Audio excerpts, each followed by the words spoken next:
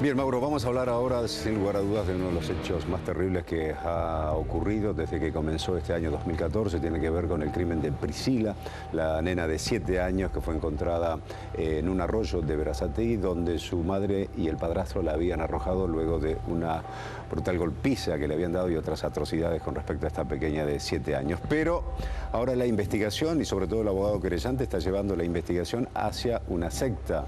La secta del Ejército de Dios. Sí, a ver, es la postura que tiene el abogado querellante, sí, que se llama Julio César Torrada, que está propiciando la idea de que detrás del crimen de Priscila Leguiza Lafuente hay una secta, porque no le cierra por sí sola la constitución del crimen en la forma en la que se dio. Dice el abogado, tiene que haber algo detrás, alguien que está manipulando la mente de la madre de Priscila Leguiza y del padrastro a tal punto de generar una idea de verse una secta y en función de eso cometer un crimen aberrante. Te aclaro que en la causa judicial que lleva adelante el fiscal Carlos Riera lo que hay es una imputación por homicidio calificado por el vínculo, en perjuicio de la madre de la nena y también del padrastro, el policía federal Verón Visconti. Los dos están presos. El viernes iban a ser indagados, pero finalmente desistieron de hacerlo. Mirá, lo que estamos mostrando es la secta a la que el abogado querellante le atribuye algún grado de manipulación o de participación, si se quiere, en la autoría intelectual de este crimen. Hay que probar esto, ¿eh? No es tan fácil demostrar que vos, por mandato de una secta, o manipulado, o instigado por el titular de una secta, cometiste un crimen. No es tan fácil, lo aclaro, lo digo, pero vamos a contar cómo funciona esta secta a la que le atribuyen la autoría intelectual, si es que existe la figura del crimen de Priscila Leguiza. Estamos hablando de lo que se llama la secta llamada Ejército de Dios. En su página web, según publica... Tiene un local ahí en Berazategui, ¿no? ¿Dónde? Claro, justo en la zona.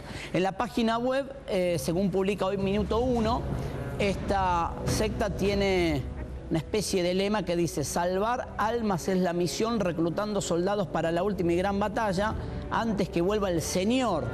Reza en su página web esta secta, que está liderada por Walter Nicolás Dinucci, que se presenta como profeta de Dios y general del Ejército de Dios. Y en su cuenta de Facebook, este hombre dice: soy ex oficial de la policía, antes me dedicaba a meter presos a los delincuentes, soy como pastor, me dedico a predicarles en los calabozos y sacarlos reintegrados a la sociedad como debería hacer el Estado. Dinucci en esta cuenta de Facebook dice que el problema no es el delincuente, sino el Estado, que no cumple su rol de reintegrador, y sigue escribiendo y alentando. Para clarificarlo bien, Mauro, ¿cuál es la relación concreta que hace el abogado querellante con la posibilidad de un mandato de un crimen? Que en teoría la madre de Priscila y su pareja eran habitués de esta secta. Tenían contacto con este pastor, entonces en ese contexto este hombre pudo haberlos llevado, les pudo haber lavado el cerebro, los pudo haber motivado, instigado a cometer el crimen de su propia hija. A mí, en la causa judicial me dicen no hay constancia de esto, hay que probar, insisto, el vínculo entre este pastor, ex oficial de policía, con la autoría material de un crimen. No es tan fácil determinar que porque un tipo te dijo a vos en el marco de una secta que tenés que sacrificar a un hijo, vos automáticamente probás que ese tipo es el autor intelectual. Ha habido antecedentes, me acuerdo, el caso de las hermanas satánicas se conoció, jamás probaron ninguna responsabilidad por parte del lugar al que concurrían ellas como parte de la autoría intelectual. Jamás se llegó a una conclusión de ese tipo, de que las dos chicas, las dos hermanas, instigadas Dinucci por ese lugar. ¿Fue exonerado por narcotráfico de la policía? En su momento sí. En su momento sí. A mí me suena bastante el apellido vinculado. Él dice, bueno, yo enfrentaba a los delincuentes, ¿no? Después terminó él sancionado en la policía. Pero bueno, habrá que ver si esto se puede probar o no. No es tan sencillo probar una autoría intelectual. Veremos en qué queda esta historia. Estamos viendo imágenes de la escena del crimen. Recordemos que fue un crimen aberrante, ¿no? Donde incluso la imagen que veíamos recién del video mostraba cómo se descartaban del cuerpo de Priscila minutos antes, ahí lo vemos, de tirarlo en un arroyo, el arroyo de las Conchillas en Berazategui. Esa imagen para la justicia, la demostración de que la madre, el padrastro, están llevando en ese carrito ya a Priscila sin vida. Si fuera así, lo están haciendo acompañados por los hermanos. Y hay que ver si los hermanos sabían, ¿no? Este es el tema. si la chiquita estaba muerta ya. Mirá, los hermanos tienen el que va al lado del carrito, el que lo lleva, 15 años. Eso me explicaba el otro día la madrastra. Va tapada la criatura, ¿viste? Que lleva una mantita o algo. En teoría, claro, en teoría a esa altura ya está asesinada y la están llevando en el carrito. Lo cual es tremendo de pensar que hay un chico de 15 años, que es el hermano de la nena asesinada, que está colaborando. La nena 7 años. 7 años, y además, una nena de 7 años en un carrito es como llamativo también. Por eso, pero habrá que Más saber. que llamativo, digamos. Bueno, lo que contaba la madrastra el otro día, que habló con nosotros, que la madre de corazón, la que crió a Priscila 6 años de su vida, nos decía básicamente que los hermanos, el que se ve en el video que tiene 15 años y otro más chiquito, están amenazados de muerte. Sí, por parte de la madre y el padrastro. Habrá que ver si en ese momento sabían que estaban transportando un carrito con el cuerpo de Priscila o no estaban al tanto de qué iba en ese carrito. Pero bueno, insisto. Ellos no han declarado todavía, ¿no? No, por eso, las 2 veces, la primera se negaron. Sí. Después el defensor público, que se llama Santiago Romero, pidió que declaren. Y cuando estaban a punto de declarar, el defensor desistó. En un ratito vamos a hablar con el abogado querellante para saber qué pruebas dice tener él sobre la existencia de esta secta. Habrá que ver si tienen evidencia. ¿Hay algún antecedente? A ver si lo tenés por ahí, Nico, es el abogado Julio Torrada, para llamarlo. ¿El padrastro o de la madre algún antecedente de violencia sobre las criaturas? Bueno, ahí hay una declaración, sí, hay una declaración que hace una hermana, una tía de la nena, donde da cuenta que era sometida a brutales palizas por parte de la mamá. También lo contó aquí en este programa la madre del corazón, María, la que crió a Priscila, dando cuenta que había malos tratos. Lo que pasa es que todo esto se desencadena en cuestión de 2 meses. Hasta el 27 de octubre del año pasado, Claudio Priscila no vivía con la mamá, no vivía con el padrastro, vivía con Gabriel, el papá, y con María, la madre del corazón, y no había tenido ningún problema. Estaba escolarizada, tenía una vida, a ver, totalmente normal. Sí. Y de repente, el 27 de octubre aparece la madre de Priscila, que se llama Silvana Lafuente, y le dice al padre: me la quiero llevar para que conozca a sus hermanos en Hudson Berazategui. Se la lleva y nunca más la devuelve. Empieza el reclamo por parte del papá de Gabriel con María, su mujer, a reclamar: che, ¿qué pasa con la nena? No la ubican. Van a presentar una denuncia y, para colmo, como el padre no había documentación que acredite que era el padre biológico de la nena, no le toman la denuncia. Vos fijate todo el calvario, las situaciones que se dan, la combinación que se da para que esto termine en un crimen.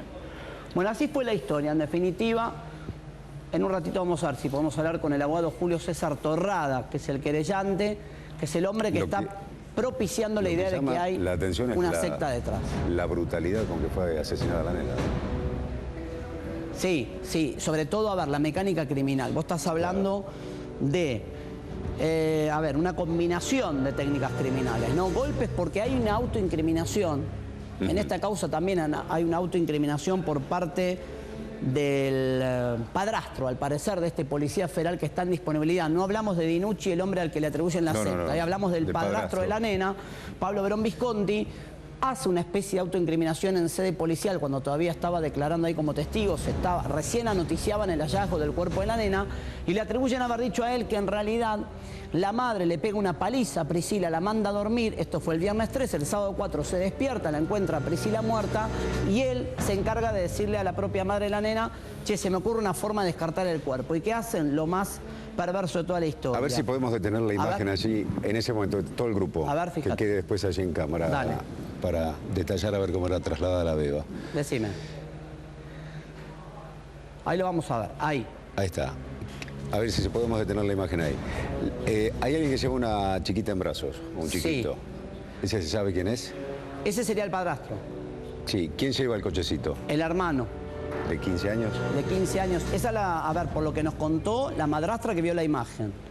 Y el hombre que lleva el chiquito en brazos sería el padrastro. Ah, ese es el padrastro, que lleva el chiquito en brazos. Sí, el que lleva el cochecito sería uno de los hermanos de Priscila, de 15 años, y hay otro nene más. Ahí a la izquierda que camina, claro, abajo. Que es la madre... Esta es la madre biológica. La madre biológica. En teoría es la madre biológica. Todo esto pasa minutos antes del descarte del cuerpo, porque después esta estación de servicio que registra la imagen está justo en el camino que da con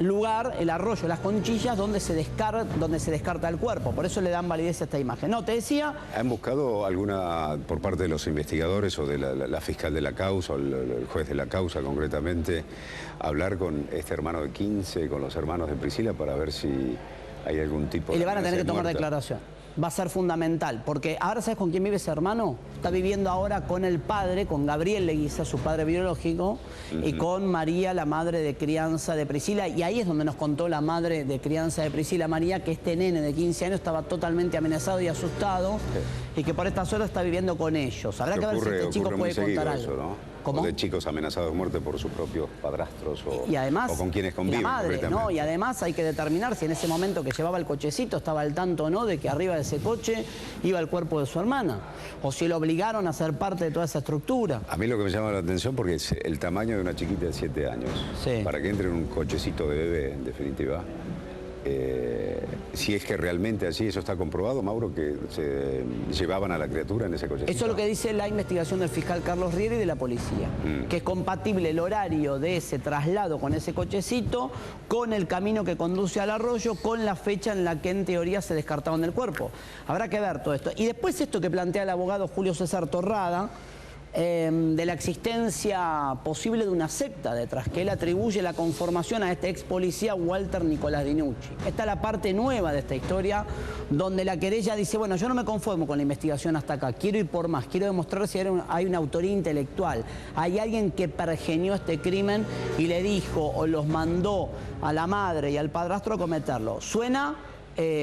a ver, una instancia, insisto, muy difícil de probar, no digo que no pueda haber pasado, pero hay que probar este tipo de instigación o de autoría ideológica, si se quiere, de un crimen de estas características, porque la autoincriminación que hace el padrastro lo circunscribe un hecho muy puntual. Una madre que le pega una paliza a la nena, la manda a dormir, se despierta, la encuentra muerta, y después lo que le ofrece el padrastro, este policía federal, Pablo Verón Visconti, es a la mujer, en teoría, dicho por él mismo en la comisaría Berazategui, hay que ver si esto tiene valor o no judicial después, él mismo le habría dicho, bueno, ahora hay que descartar el cuerpo, hacen, para mí, la peor parte, para cualquiera que lo piense, la peor parte de toda la historia, ponen el cuerpo arriba de una parrilla, una cosa espantosa, lo tratan de incinerar, lo ponen adentro de una bolsa y lo empiezan a descartar con ese recorrido que hacen en el carrito con destino final, el arroyo Las Conchillas.